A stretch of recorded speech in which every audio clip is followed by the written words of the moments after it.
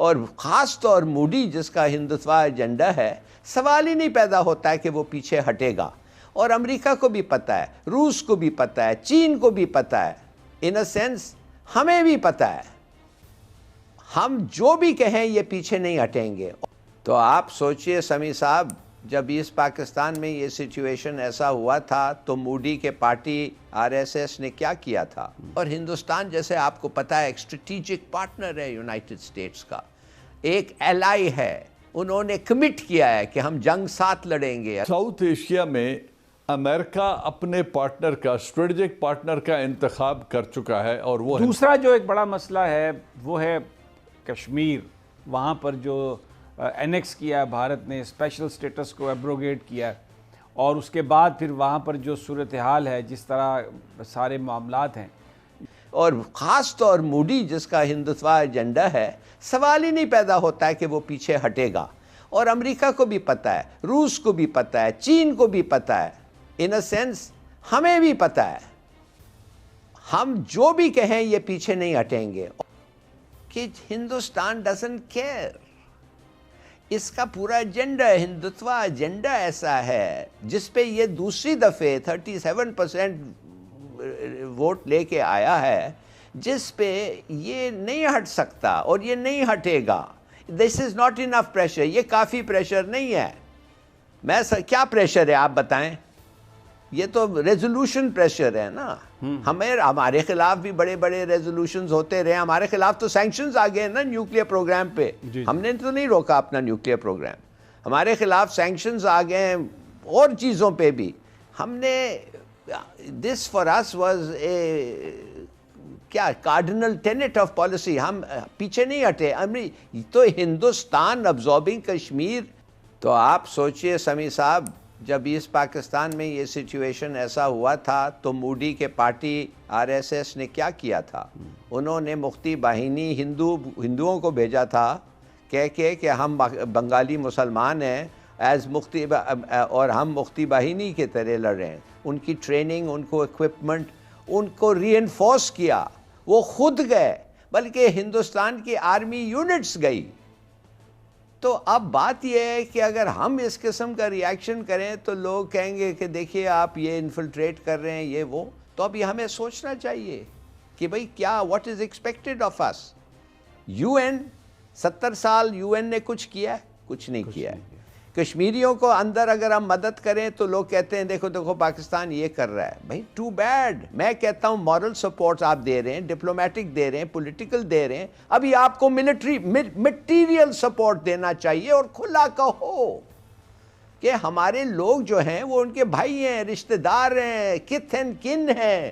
ان پہ جو گزر رہا ہے معاف کریے، انیویٹیبل ہم لوگ ان کو مدد کریں گے. It has to be.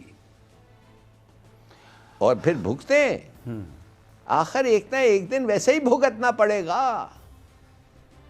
نہیں تو پھر ہاتھ دھو کے ہٹ جائیں. کیا نہیں کیا ہے ہم نے؟ طالبان کو ٹیبل پہ لانا، طالبان کو اگری کرنا کہ سیریس ٹاکس ہوں، طالبان سے ایک ایشورنس لینا کہ ایک قسم کا سیز فائر بھی ہوگا، طالبان سے ویسٹرن ہاسٹیجز کو چھڑوانا. دیکھیے یہ بہت بڑی باتیں ہیں. اس میں ہمارا ہاتھ ڈائریکٹ ہاتھ ہے.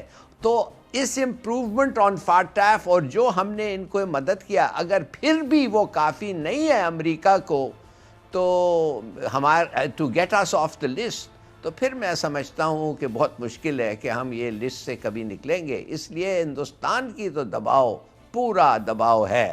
اور ہندوستان جیسے آپ کو پتہ ہے ایک اسٹریٹجک پارٹنر ہے یونائٹڈ اسٹیٹس کا، ایک ایلائی ہے. انہوں نے کمٹ کیا ہے کہ ہم جنگ ساتھ لڑیں گے. اگر جنگ ہوا ایک پہ تو دوسرا اس کا حمایت کرے گا. تو میرے خیال میں دیکھتے ہیں کیا ہوتا ہے.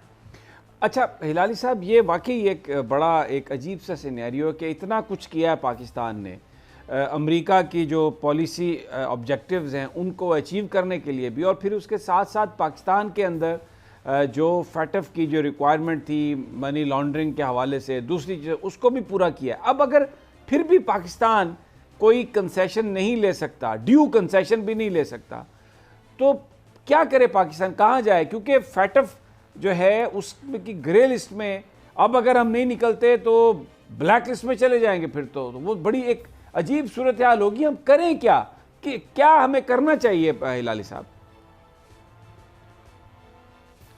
دیکھیے جی، پہلی بات تو یہ ہے سمیع صاحب، ہمیں ایڈمٹ کرنا چاہیے کہ فیٹف کمپلائنس یہ ضروری ہے ہمارے انٹرسٹ میں.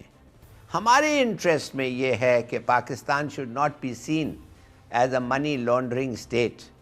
ہمارے انٹرسٹ میں یہ ہے کہ ٹیررسٹ اور ٹیرر فائنینسنگ ہمارے ملک کے تھرو اور انسٹیٹیوشنز کے تھرو نہیں ہو. یہ تو ایک لیٹس کنسیڈ دس. لیکن ساؤتھ ایشیا کے بارے میں ایک بات کہہ دوں جو میری پرسنل کنوکشن ہے، وہ یہ ہے کہ ساؤتھ ایشیا میں امریکہ اپنے پارٹنر کا، اسٹریٹجک پارٹنر کا انتخاب کر چکا ہے اور وہ ہندوستان ہے. پاکستان اپنے اسٹریٹجک پارٹنر کا انتخاب کر چکا ہے اور وہ چائنا ہے. دونوں اس سے پیچھے ہٹنے نہیں جا رہے. امریکہ کی بھی دیرینہ خواہش رہی اس پورے ریجن میں، ایون جو کولڈ وار کا ایرا تھا USSR کے ساتھ، اس وقت بھی ان کی خواہش تو تھی کہ وہ ہندوستان کو اپنا پارٹنر بنائیں، لیکن وہ نان الائنڈ موومنٹ کی وجہ سے وہ ان کے پلڑے میں جا نہیں رہا تھا. جبکہ ہماری حکومتیں اس وقت پریزیڈنٹ ایوب خان اور لیاقت علی خان سے جب بات شروع ہوئی تو ہم نے امریکہ کا ساتھ دیا، سیٹو سینٹو اور ان سب معاہدوں کا بھی حصہ رہے. پھر جو بڑا بیر اور یہ جتنا تعاون تھا، پھر ہم نے اس سے بہت کچھ حاصل بھی کیا اور بہت کچھ اب نزدیک سے دیکھیں تو بہت کچھ کھویا بھی. لیکن اب جب ہم اپنے اسٹریٹجک پارٹنر کا انتخاب کر چکے ہیں اور ایک ری اورینٹ کر چکے ہیں اپنی پالیسی پاکستان، اور وہ ہے کہ جیو اسٹریٹجک لوکیشن کی بجائے جیو اکنامک پوٹینشل جو پاکستان کا ہے، جو ہماری لوکیشن کی وجہ سے دنیا کی طرف نئی راہیں کھل رہی ہیں، اور جو ہمارا قریبی معاون ہے، ٹرسٹڈ معاون ہے، پڑوسی ہے اور قابل اعتبار ہے، وہ چائنا ہے. ان کے ساتھ جو ہم اسٹریٹجک پارٹنر کر چکے ہیں اور آپ گوادر اور سی پیک کو لے کر جو ہم آگے جانا چاہتے ہیں اور چائنا ہماری وساطت سے آگے جانا چاہتا ہے، اس سے ہم پیچھے نہیں ہٹ سکتے. اب دیکھنا یہ ہے کہ جو بائیڈن چائنا کی طرف جو پالیسی بنائیں گے، کیا وہ کنفرنٹریشن کی ہوگی یا کنسٹرکٹیو انگیجمنٹ کی ہوگی. مجھے لگتا یہ ہے کہ جس طرح وہ روایتی سیاست دان ہیں، وہ اپنی روایتی سیاست کو سامنے رکھتے ہوئے کلیش کے راستے کی بجائے وہ کنسٹرکٹیو انگیجمنٹ کریں گے، تجارت بھی بڑھائیں گے چائنا کے ساتھ، لیکن اس کے ساتھ ساتھ اپنے جو ان کا مقصد کا حصول ہے الٹیمیٹلی کہ ان کی جو اکنامک انفلوئنس ہے بڑھتا ہوا ریجنوں کی طرف، central Asia, Eurasia, Middle East, اس کو کسی طریقے سے وہ ریٹارڈ بھی کریں، لیکن کنسٹرکٹیو انگیجمنٹ کے ذریعے. تو اب دیکھنا جب یہ پالیسی وہ سپیل آؤٹ کریں گے تو پھر اس وقت ہمارے لیے ایزی ہو